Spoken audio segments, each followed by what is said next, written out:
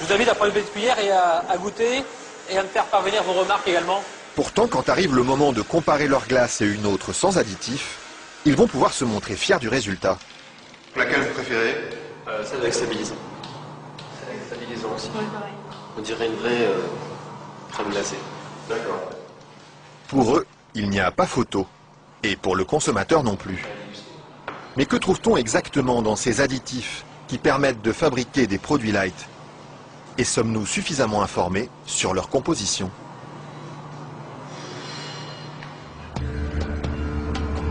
C'est à Vilvoorde, à quelques kilomètres de Bruxelles, que nous sommes allés chercher les réponses.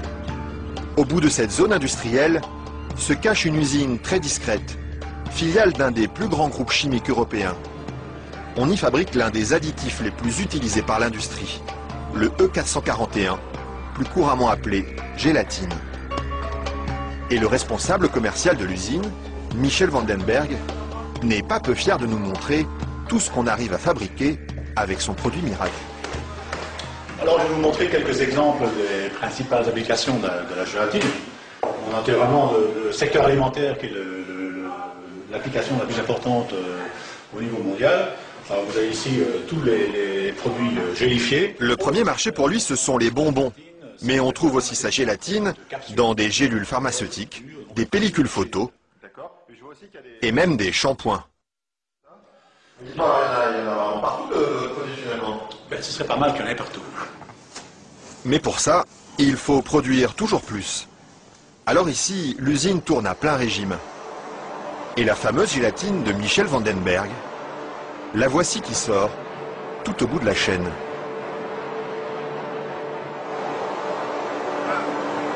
C'est la fameuse gélatine. Là c'est la gélatine. Ce sont ces spaghettis qui collent aux doigts. Il faut à peu près 3 à 4 jours pour arriver jusqu'ici. De la préparation de la matière première jusqu'à le séchoir ici.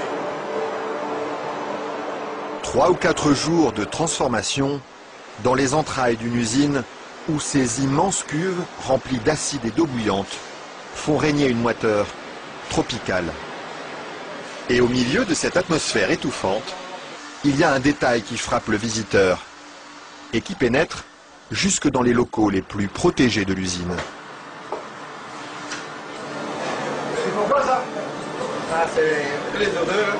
Elles sont mauvaises ici? D'accord, ça dépend. Une odeur âcre d'acide et de graisse brûlée qui flotte sur tout le site jusqu'à l'extérieur de l'usine.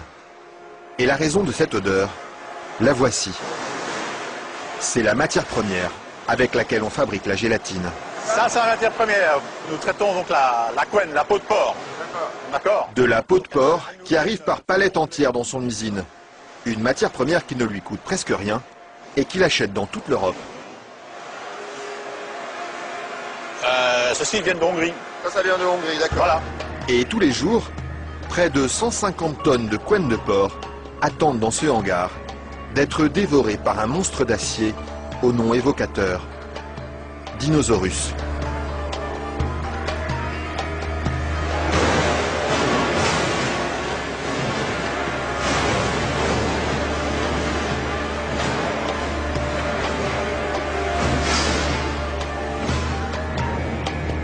Grâce à cette matière première bon marché, Michel Vandenberg parvient à vendre sa gélatine à moins de 5 € le kilo.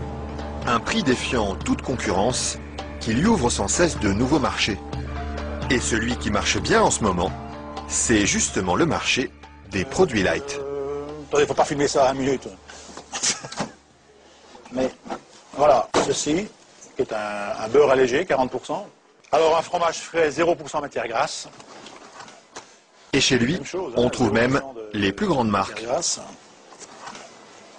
En marque Danone, taille fine. Une mousse liégeoise de chez Auchan. Voilà, une mousse de la laitière. Alors un produit Weight Watcher, donc avec moins de matière grasse, donc pour stabiliser le produit, pour maintenir l'onctuosité des produits, on utilise la gélatine. Un produit que les industriels n'hésitent pas à utiliser en grande quantité. Le seul problème, c'est qu'ils oublient parfois de l'écrire sur les étiquettes. Quand on les regarde, on lit bien la mention gélatine, mais pas l'origine du produit. Ils mettent gélatine, mais ils disent pas quelle est l'origine de la gélatine. Pourquoi? Ils assument pas que ce soit fait à partir de porc. C'est quoi le problème qu'ils ont avec ça? Non, mais je veux dire... Non, parce que c'est un problème, c'est un sujet très sensible. Ouais. Parce qu'il y a quand même les minorités, les minorités musulmanes, juives et autres, qui éventuellement ont des problèmes avec ça. Mais ce serait bien justement de leur dire... Ça, je voudrais pas que... Oui, je sais bien, mais je sais pas s'il faut mettre ça dans l'émission. Mais oui. c'est vrai que, bon... Parce que du coup, ils savent pas si c'est du porc ou de la vache. Du coup, comment ils font pour consommer? C'est ça le problème, il faudrait peut-être leur dire.